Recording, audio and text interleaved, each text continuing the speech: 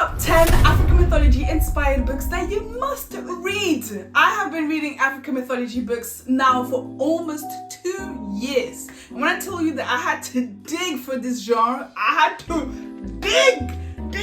It's such an honor to be able to present the top 10 of those most wonderful books in this very unique, underrated genre. Come on. Let's face it. Are you listening? Damn. My name is Zai, and I'm about to put you on African mythology inspired books. Starting with top 10. Top 10 we have Vagabonds. Now, the only reason why I'm putting Vagabonds in the 10th place is because it's a horror book, and I'm very much a softie, and when it comes to extremely well written horror books, girl, boy, person, I'm not even sleeping at night because yo, the way that Vagabonds is written makes me feel like I'm not alone in my room anymore at night. And or you see someone that you know and they ask you how you are, and you just have to say that you're fine when you're not really fine.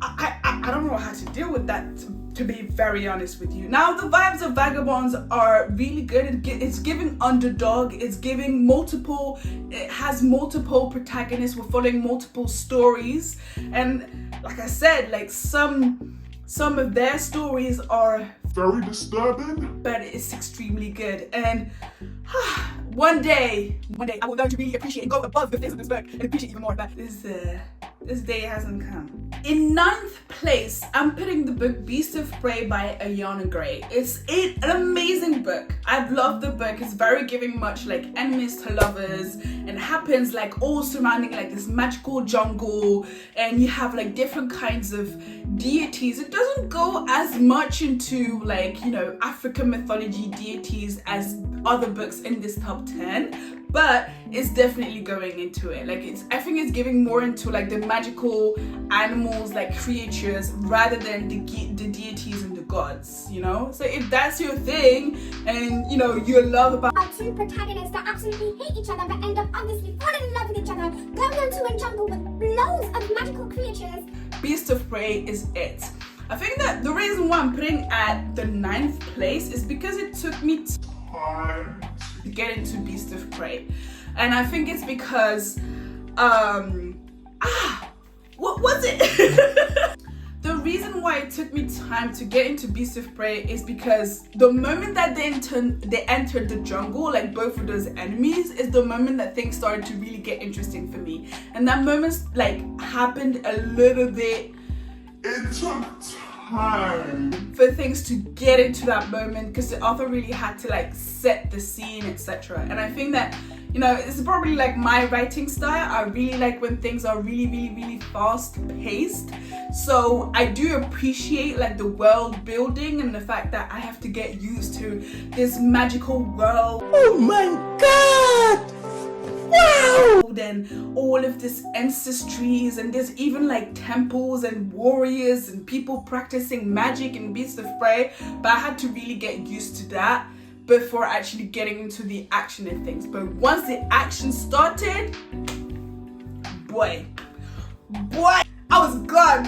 I was like, yes!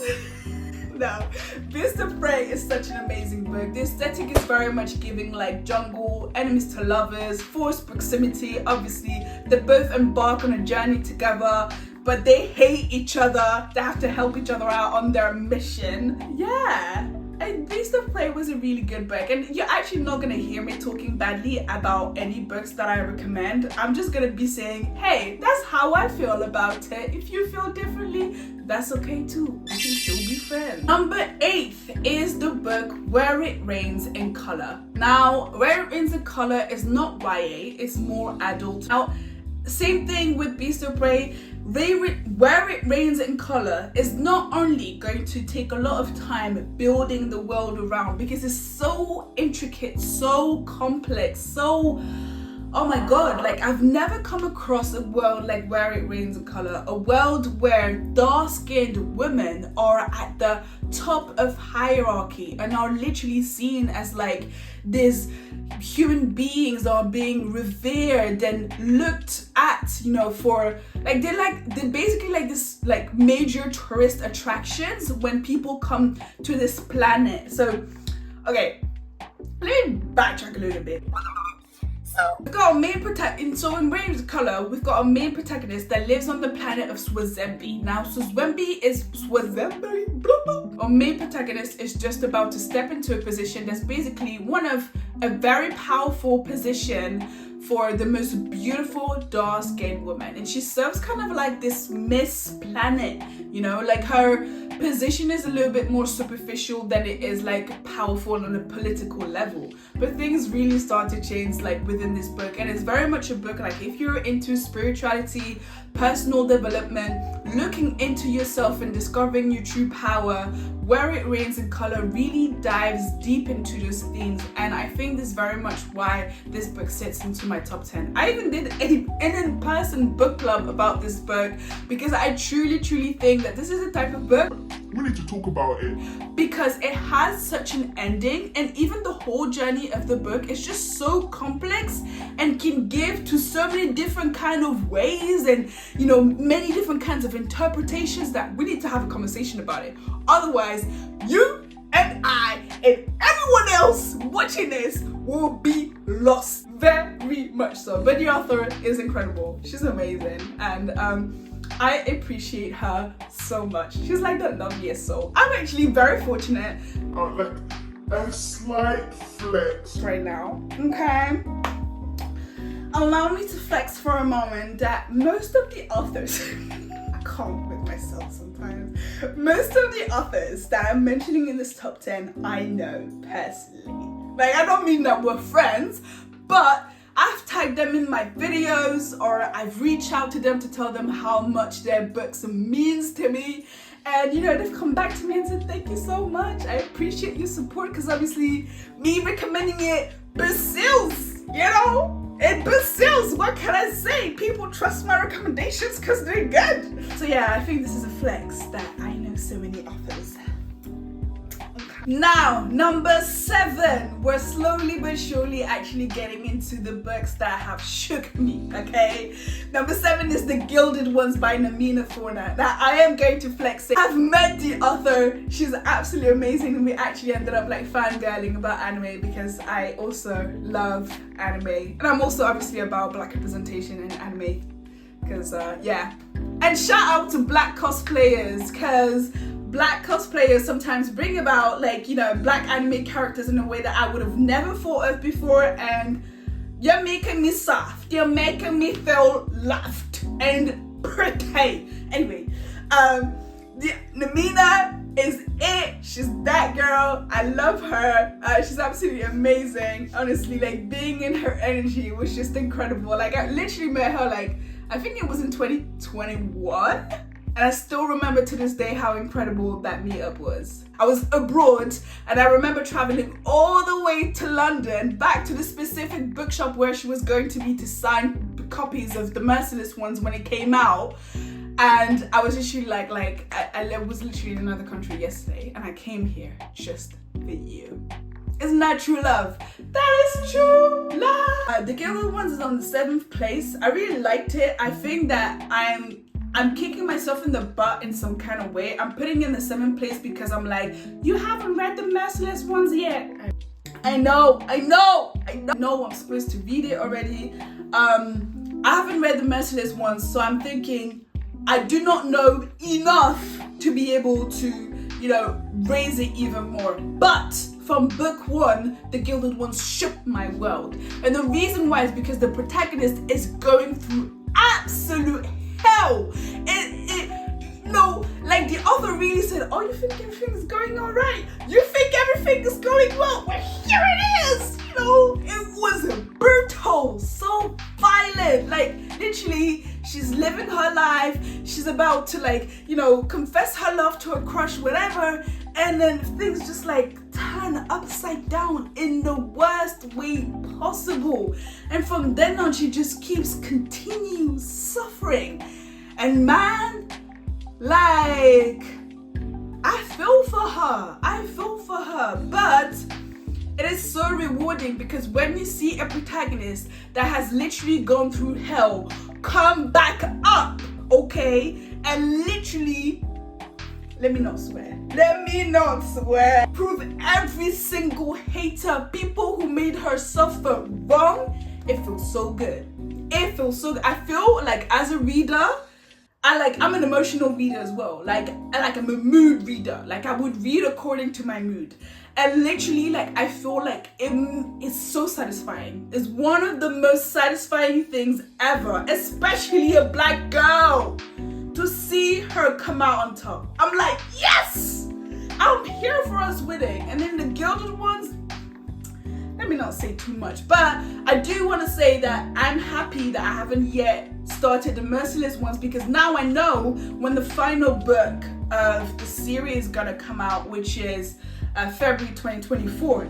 So I can read book 2 and I will take my time with it so that I know that immediately after I can read book 3, because there is another book in this top 10, okay? I still haven't read the final book, but anyway, I'm not gonna say too much, but I know the struggles of waiting for book 2, book 3, the next book, whatever, in the series. It is hard because I love my black authors, you know, and you know, in order to put out such good work, they have to take their time, you know. But in the meanwhile, I'm just sitting there being like, okay, I actually want to cry because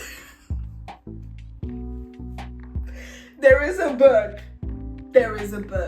that I just finished reading, and I wish I didn't finish reading it so quickly because it's so good. Anyway, that's another book. Anyway, but pain, you know what I'm talking about. This is not a trauma video. This is not nice. This spoke to my soul a little bit too much, you know. Phase 6, we've got Song of Wraith and Runes. Now, we're coming into the top 5, you know. We're coming into the top 5. I love the magic. I love the gods. It mixes Egyptian mythology with African mythology. A strong black female lead who is actually very messy. Like, she's supposed to be a princess, but God, she is messy and does not.